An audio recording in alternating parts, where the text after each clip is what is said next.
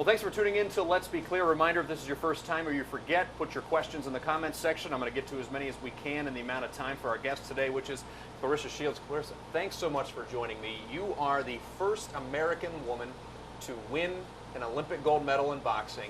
Yep.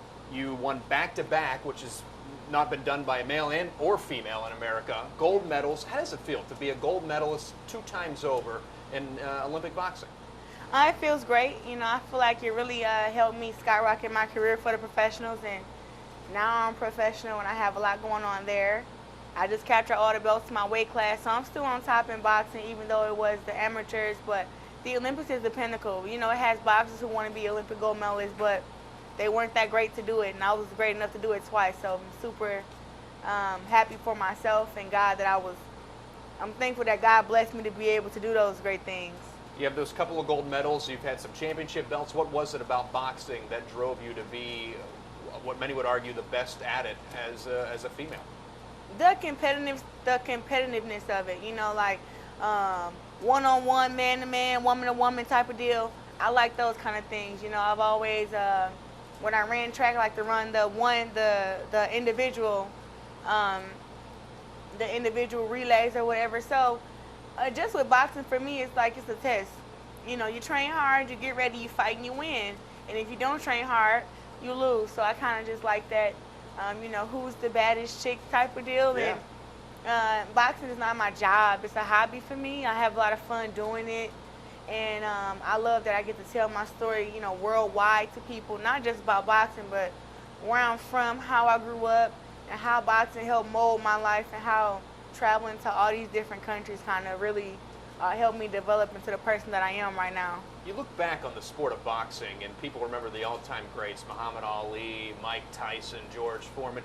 It feels like the popularity has gone down a little bit. Do you think is that UFC kind of moving in, or what is it do you think is maybe hurting the popularity? I think I wouldn't say that it's initially going down. I'd say that the competition between certain fighters haven't happened. Like, you have to please the fans. If they want to see a fight, they want to see it, and they want to see it now.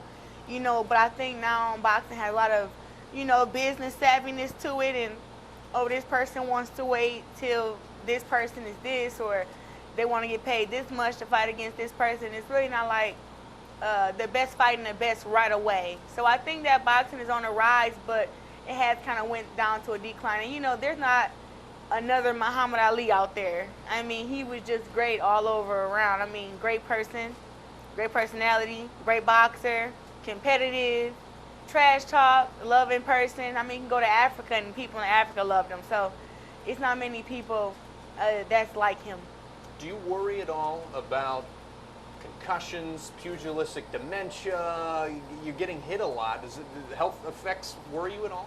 I don't get hit a lot. I don't know about That's why you're a gold medalist. Yeah, I definitely don't get hit a lot. I've been boxing since the age of 11, and I have one cut on my face, which was due to a headbutt, not even a punch. So, no, I don't worry about that kind of stuff. I just work on my defense, work on my offense, and win fights. But no, I've never had a concussion or anything like that out of my 14 years of boxing. So I don't really go in there thinking about that kind of stuff.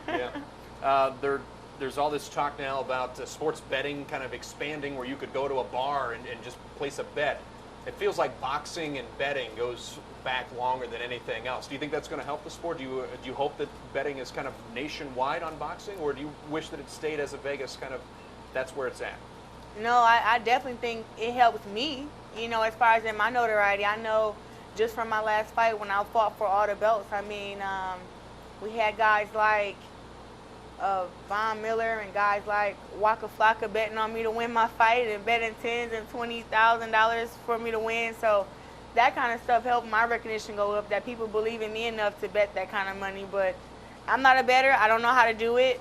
Once I learn, maybe I'll try it. But as of right now, I'll kind of stick to being the one getting betted on right now. You won 2 gold medals. Yeah. You can't compete in Tokyo, though, because you're a professional. Yeah. But other countries allow their professionals, and even the U.S., we allow NBA players to play. What's going on there? I have no idea. I feel like USA is always last to get on board with certain things. They say certain rules, like, you know, it's unfair because the guys in the amateurs fight with headgear, and the guys in the pros don't. Same thing for the women. They fight with headgears. Women in the pros don't. But now in the amateurs, the men don't fight with headgears, and the men don't fight with headgears in the pros. So I don't see why that's not happening. But even in the amateurs of boxing, like, women still fight with headgears, and now we fight the same amount of rounds as the men. So it's kind of different. Like, boxing has its own agenda here in the U.S., and they just kind of pick to do things when they feel like it. So, you know, if they wanted another Olympic gold medal, they would say, hey, we're going to take Claressa back. But I'm a professional world champion now. I get paid a lot of money to box professionally, way more than I made in the amateurs. So I would do it just for the legacy of it, but not as far as you talk about, like, monetary gains wouldn't be that much. Let's talk a little bit about why we're here today. You're at a school in Cleveland. Now, you're not from Cleveland, but you're championing a message that's very near and dear to your heart. You had a lot of hardships growing up, and one of the things was hunger, so you're trying to fight childhood hunger. Yeah, that's why I'm here. I'm here with Fuel Up to Play 60 at the Real Love Convoy, and we're just here, one, to help the kids, you know, with physical activity, teach them about, you know, about how to eat, nutrition, and just bring more awareness to child hunger. You know, 1 to 6 kids go through child hunger growing up, and I was one of those kids growing up. And if I would knew about programs like this, I would have been involved, and I would have loved to learn about eating healthy and getting my next meal and everything. So that's why I'm here, just to bring more awareness to it.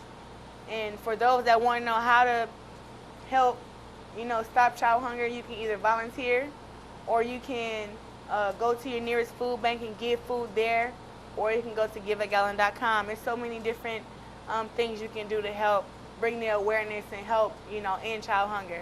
It's interesting because I don't want to take away anything from anyone else that volunteers or helps out, but I mean, you can really empathize and put yourself in these kids' shoes because you were that kid.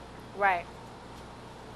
How has that been a driving force, not just on helping out, but I mean, you've come a long way from Flint, Michigan growing up to a 2-time gold medalist, champion boxer, helping give back to kids they're hungry or needy. What drove you through?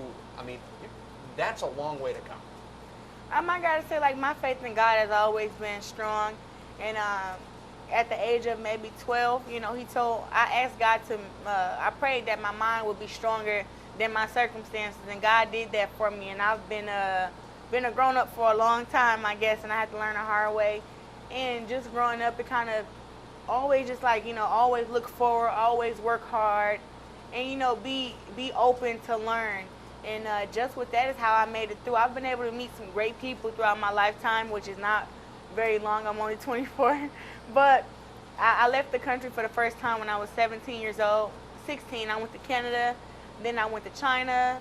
I've been to Puerto Rico. I've been to a lot of different countries. Venezuela, Puerto Rico, Brazil, Kazakhstan. And meeting all those different people really do help mold you into a different person, and seeing the different things and seeing how big the world really is always made me not look at my circumstances, but look at the future. You know, not pay attention to so much what's going on, but pay attention to, like, it's bigger. It can be bigger. You can be bigger and better, and knowing that my story could help somebody else, and that's why I talk about it today.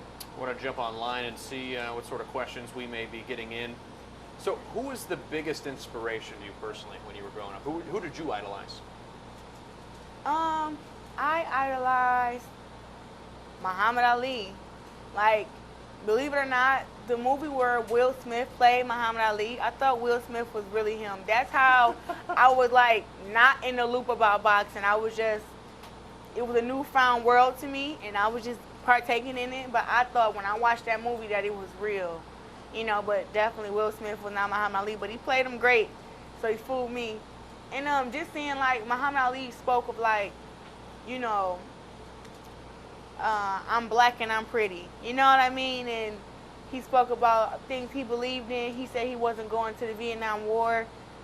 Just very, like, outspoken and just protective of African Americans at a time when we were scared to defend ourselves, you know, and stuff like that. So he had a lot of influence on me, and that's why I had this big mouth that I have when I box, and I yell, I'm the greatest woman of all time. And, just even going to the Olympics, I was like, I want to be an Olympic gold medalist like Muhammad Ali. Like, that was my inspiration. You've been in, I think, it's some documentary work. Yeah. If they made a movie like they did about Muhammad Ali, who would play you? I have no idea. Like, I would love if Nafessa Williams would play me. I actually talked to Barry Jenkins and Rachel Morrison, who is doing that for my film. So I already have my documentary T-Rex out, but Universal is going to remake T-Rex, and I don't know if they're going to just stick with the first Olympic gold medal or go to the second one, but they asked me who I wanted to play me, and I thought that Nafessa Williams would be great. If Angela Bassett was a little younger, I would pick her, but I'm quite sure they can make her up and she can look young because she looks very young now. So either Angela Bassett or Nafessa Williams for sure. What was the most scared you were entering the ring? Have you ever been scared, or is it a stage or a boxer that you were going to take on? Or I've always been super excited. It's only one fight where I was kind of nervous, and that's because I had food poisoning and I had been sick all week. And I hadn't ate in 3 days, and thank God I got the bye in the tournament to where I wouldn't have to fight the first day. So I had food poisoning for about 3 days, and I probably ate a cracker and drank a little bit of Gatorade, and then before I knew it, I was in the ring getting ready to fight. And I probably was terrified then, but I wasn't terrified of my opponent. I was terrified that if I got hit in the stomach that it would hurt too bad and I wouldn't be able to continue. But I went out there and won that fight also, so never been scared going to the ring. Always super excited, ready to fight.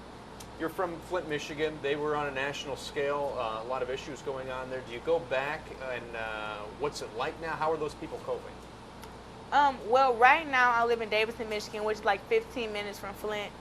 I go back to Flint every day. I have a summer camp there, and speaking of coping, with my summer camp, we have 50 kids each month, 50 new kids, and we're teaching them like how to cope with one, dealing with the dirty water, being angry about it, having trust issues, being sad and depressed. We're teaching them ways to deal with that, and that's like through physical activity. We have yoga. We teach them how to read and write there. We teach them different ways to express anger and sadness without actually, hurting themselves or hurting other people. So Flint is doing well. We're some fighters. Flint is doing very well. I think that we have a long way to go. All the pipes in Flint are not fixed yet, but they're working on it. And I guess we have some kind of funds now to work toward the pipes. So just with that, I mean, it's getting a bit better. Just going to take some time. When you're out talking to kids here, school, wherever you're going, and you're talking about childhood hunger, and one of them comes up to you and says, I'm having issues, or what do you tell them to help them get the courage to fight through it and keep moving on as you did? Well, I always tell everybody, like, don't let the circumstance outweigh the future. Like, the future, there's no way that the next day could be worse than it was the day before. It always gets a little bit better, and I try to make people realize that's not, don't dwell so much on today. It's this quote by Ralph Waldo Emerson. It's like, finish each day and be done with it. You have done what you could. Some blunders and absurdities have crept in. Forget them as soon as you can. Today is a new day, and you shall begin it serenely with too high a spirit to be encumbered with your old nonsense. And that means today was terrible. Tomorrow don't have to be terrible. It's all about what you choose to do and how you choose to go about it. So if you look at it like, oh, I'm dealing with this same way I dealt with it yesterday, it's always ways to go around it. It's ways to make it just a bit better and make it just a bit more tolerable. But you can't just, take it as, oh, wake up every morning like, man, my life is so terrible. Because if you feel like that, then that is what it is. But you can always make it better by your actions. And that's what I tell kids. I want to jump online real quick here. We got just a few more minutes and see what sort of questions may be coming in. Is it more important to be tough in the ring or smart? It's like a bit of both. I feel like, you don't want to be tough to the point that you're dumb, but you definitely don't want to be too smart to the point that you're scary. Like, there's some fighters who don't do anything but move inside the ring, try to avoid punches, but they're so focused on not getting hit and being smart that they don't land their punches themselves, right? And then you have those fighters who are too tough and don't know when to back off. And I feel like you have to be like 50-50. You got to be smart, you got to be tough. And that goes into reading your opponent, because I feel like a fight to me is who's going to land the punches, who's going to avoid the punches, and who's going to be the effective puncher. And that's kind of both aggression and defense. So I feel like both, but you can never be, you can definitely be too tough, but never too smart, I feel like. So it's kind of like you got to have that balance, whatever the balance is for you. Yeah. There's also a national conversation going on about pay equality, male Yeah. and female. Predominantly it's centered around soccer right now Yep. with females. Have you ever felt that with you as far as female boxing versus male boxing, that there was some disparity? There's a lot of disparity. I wouldn't be able to tell you how much. I know it's a big gap. You know, right now, being a two-time Olympic gold medalist, Vasyl Lomachenko is also a two-time Olympic gold medalist from Ukraine or Kazakhstan. And I can say, like, me and him have about the same amount of fights. He has 12 fights, I have 9. And he makes millions of dollars, and I'm making, what, maybe $300K for a fight. And then people may say, oh, yeah, that's a lot. But when you talk about we're doing the same thing, and to see how much more he's making, it's kind of, it's almost embarrassing. And then when you talk about women's soccer, people say, oh, it's about the views and it's about the fans and everything. Well, it's been proven that the women's soccer players get more views and have more fans and gets also more media attention than the male soccer players, but they still get paid less. So now it's like, whose fault is that? And I think it comes to the people in charge. You know, it really takes the promoters in boxing, the promoters in, you know, soccer, the people that pay the people to say, hey, the women's team are doing this, they're doing that, they deserve to get paid what the men get paid. That's up to them. And those guys have to not be, 1950 mindset, thinking that, oh, women, nobody really wants to see them, or they should be at home in the kitchen. I hear that quote so much, it's ridiculous. And it's more like they have to make that decision to know that we're all equal. We equal. This is our job. We have families to take care of us. Some of the soccer players are single mothers. They don't have a husband, just like the men. Some of them take care of their kids. Some got to pay child support. It doesn't matter. If we're all like athletes, we should all get paid for our job. I want to end with this.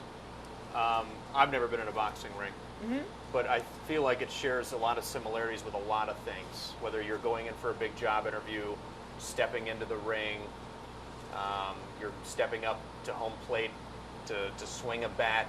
Every career and everyone in their life has these big moments. You obviously have shined the brightest in your big moments. What is your mantra? What do you tell yourself to get you through that maybe other people can take with them as they're stepping into a big life moment?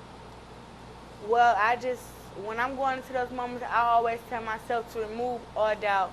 With doing anything, everybody has a small bit of doubt, and it may not be some bigger than others, but you have to remove that in order to be great. You can't have that one thing blocking, can't have that one little small thought blocking your greatness, because if something, let's say in a fight, first round I got knocked down, but I already had removed the doubt that no, I can't get knocked out, no, I can't not get up, no, I can't lose, like I'm a winner.